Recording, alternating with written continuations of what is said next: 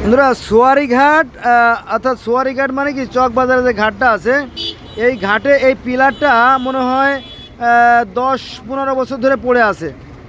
হ্যাঁ, এই পিলারটা দেখেন, এই পিলারটা জনসাধারণের দুর্ভোগের অন্ত নাই এই পিলারটার। হ্যাঁ, কিন্তু এই পিলারটা সরানোর ব্যাপারে কারো কোনো উদ্যোগ আমি দেখি নাই।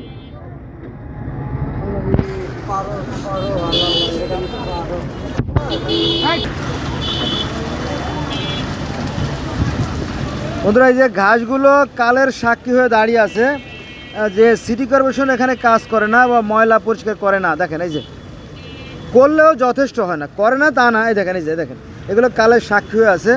কারণ যেখানে আপনার ড্রেন আছে, যেখানে পানিটা নামবে সেই জায়গাটা ঘাস, সবুজ ঘাসে ভরে গেছে দেখেন।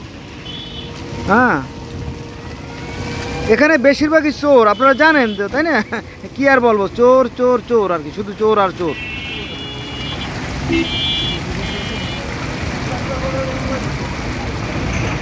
এখানে কিন্তু গর্ত হয়ে গেছে আপনার, এই যে এখানে তো ভারী গাড়ি দেখছেন, বিশাল গাড়ি, এটা বিশাল গাড়ি। এটা কয় টনের গাড়ি হবে এটা ড্রাইভার সাহেব? এইসব গাড়ি কত টনের হয়? 10 টন না? না না, তা হবে 10 টন হবে তো, ভারী তো, ওরে বাবা। হ্যাঁ 20 টন না?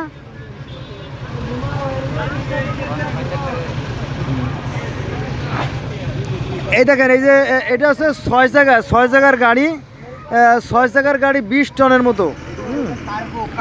হ্যাঁ, কার্গো এটা বিশাল। এর ভিতরে আপনার থাকে ফল যেমন কমলা, মালটা, আপেল, খেজুর এই জাতীয় পণ্য থাকে, আঙ্গুর এই জাতীয় ফল আসে আর কি।